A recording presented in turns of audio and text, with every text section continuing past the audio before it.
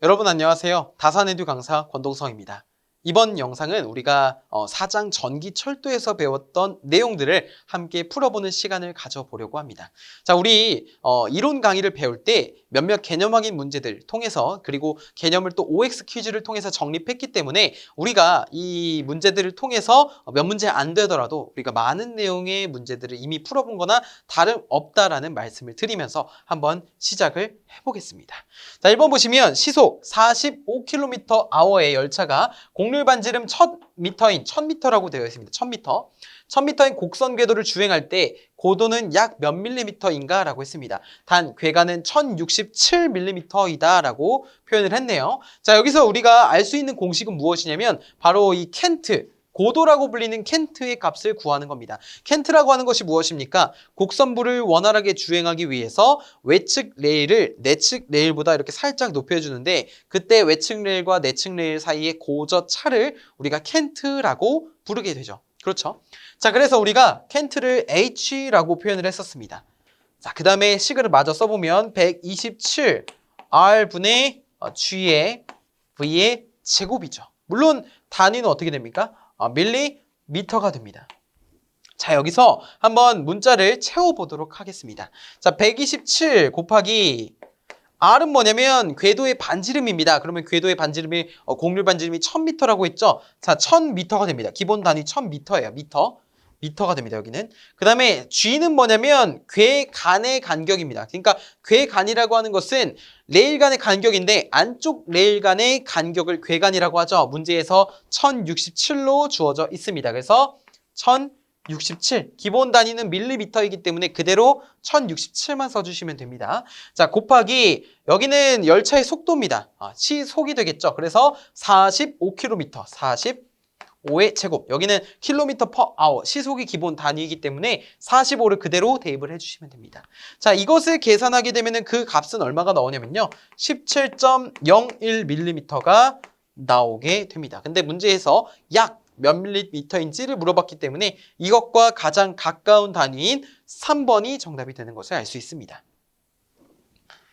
자, 그 다음에 2번 열차가 곡선 궤도를 운행할 때 차륜의 플랜지와 레일 사이의 측면 마찰을 피하기 위해 내측 레일의 궤간을 넓히는 것을 무엇이라고 하는지. 자, 우리 먼저 레일이라고 하는 것이 있으면요. 이 곡선부를 주행하다 보면 열차가 밖으로 나가려는 원심력이 작용하게 됩니다. 그래서 나가지 말라고 여기에 차륜이라고 하는 것이 이렇게 원에 차륜은 이제 차 바퀴라고 보시면 되죠. 자, 그 차 바퀴에 이런 식으로 테두리에 뭔가 둘러싸고 있는 것이 있습니다. 이것이 바로 플랜지가 되겠는데요. 자, 이 플랜지는 뭐냐면 이 레일 밖으로 차륜이 바깥으로 나가지 못하도록 일종의 막는 장치를 하게 됩니다. 그러면은 이 플랜지와 요 레일 측면 사이에 마찰이 발생하게 돼요. 이 부분에서. 그 마찰이 발생하면은 속도가 줄어들 수 있잖아요. 손실이 발생하니까. 자, 그래서 이 마찰을 줄여주기 위해서 내측 레일, 즉 안쪽 레일의 간격을 더 궤간을 넓혀주는 것, 이것을 뭐라고 부르냐면은 슬랙이라고 부르는 확도가 정답이 되겠습니다. 자, 이때 확도 S라고 하는 것은 어떻게 구합니까? 8R분의 L의 제곱으로 구하게 됩니다. 단위는 뭡니까? 밀리미터가 되죠. 자, 그 다음에 3번 보겠습니다. 철도 차량이 운행하는 곡선부의 종류가 아닌 것은, 자, 1번 볼게요. 단곡선이라고 되어 있습니다. 단곡선은 반지름이 하나인 곡선이 이렇게 하나의 이러한 형태로 되어 있는 반지름이 다 동일한 이러한 곡선이 단곡선이 되겠고요. 반향곡선이라고 하는 것은 S자 곡선을 생각하시면 됩니다. S자 곡선이 어떻게 생겼어요? 이렇게 생겼죠? 자, 이 중간을 기준으로 양쪽이 대칭인, 원의 중심이 대칭인 그런 곡선이 반향곡선. 그리고 완화곡선이라고 하는 것은 점점점 이제 곡선부에 일치시키는 임의적으로 만든 곡선입니다. 즉 무슨 말이냐? 반지름이 여기선 이만큼이었다가 이쪽으로 가서는 한 요만큼이었다가 이쪽으로 가서는 요만큼, 이쪽으로 가서는 요만큼 해서 점점 중심이 옮겨가면서 곡선을 원곡선을 이렇게 일치시키도록 만드는 이런 곡선부의 원활한 궤도 운행을 위해서 그려지는 곡선을 완화곡선이라고 합니다. 뭔가 단어에서 편안함이 느껴지지 않나요? 그렇죠. 근데 복곡선이라고 하는 4번에 있는 거는 복심곡선이라고 하는 것인데, 자, 복심곡선은 뭐냐면 한쪽은 반지름이 R1이고 한쪽은 이것보다 더 반지름이 긴 R2가 있습니다. 자, 이거를 하나의 방향으로 이렇게 이어놓은 거예요. 그러니까 되게 부자연스러울 수 있습니다. 곡선부를 운행할 때 열차에 큰 무리가 되므로 잘 사용되지 않는 곡선입니다. 그렇기 때문에 복곡선이 정답이 되겠습니다. 그다음에 4번입니다. 다음 중 전기 차량의 대차에 의한 분류가 아닌 것은? 우리 전기 차량은 대차에 의한 분류와 성능에 의한 분류가 있게 되는데요. 자, 대차에 의한 분류는 차축이 이렇게 두 개로 되어 있는 사륜차와 보기차 그리고 연결차 이렇게 되어 있습니다. 근데 4번에 보시면 전동차라고 있습니다. 자, 전동차는 바로 성능에 의한 분류인데 전기 기관차가 있고요. 전동차가 있고요. 부수차가 있고요. 부수차가 있게 되고 그 다음에 제어차가 있습니다. 제어차. 자, 이렇게 네 가지가 바로 성능에 따른 분류라고 보시면 되겠습니다. 따라서 대차에 의한 분류는 아니게 되죠. 정답은 4번이 되겠습니다. 자, 다음에 5번 보겠습니다. 자, 5번 보시면 전기철도의 급전 방식으로 교류 급전 방식 중 AT 급전 방식은 어떤 변압기를 사용하여 급전하는 방식을 말하는지를 물어봤습니다. 자, 여기서 말하는 AT라고 하는 것은요, 오토 트랜스포머예요. 오토 트랜스포머가 뭐냐? 바로 단권 변압기입니다. 단권 변압기. 단권 변압기를 설치를 해서 우리가 급전하는 방식, 이것을 단권 변압기 AT 급전 방식이라고 하고 수도권 전철 같은 데 주로 채택이 되죠. 자, 4번의 흡상 변압기는 뭐냐면 부스터 트랜스포머 BT 급전 방식이 되고요.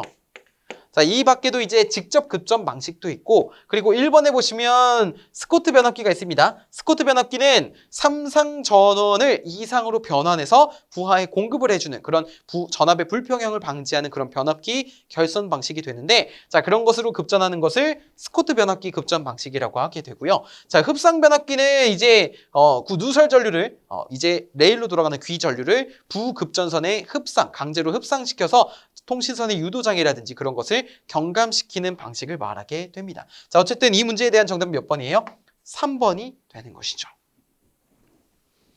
자, 그 다음에 6번입니다. 6번 보시면 열차 저항에 대한 설명 중 틀린 것은? 이라고 했습니다. 자, 1번 주행 저항은 베어링 부분의 기계적인 마찰 그리고 공기 저항 등으로 이루어진다라고 했는데, 뭐 차륜의 이제 구름으로 인해서 그때 발생하는 마찰이라든지 베어링에서 발생하는 마찰이라든지, 자, 그리고 공기 저항 등이 주행 때 발생하는 그런 저항이다라고 보시면 되겠고요. 자, 두 번째, 열차가 곡선 구간을 주행할 때 곡선의 지름에 비례하여 받는 저항을 곡선 저항이라고 합니까? 아니죠.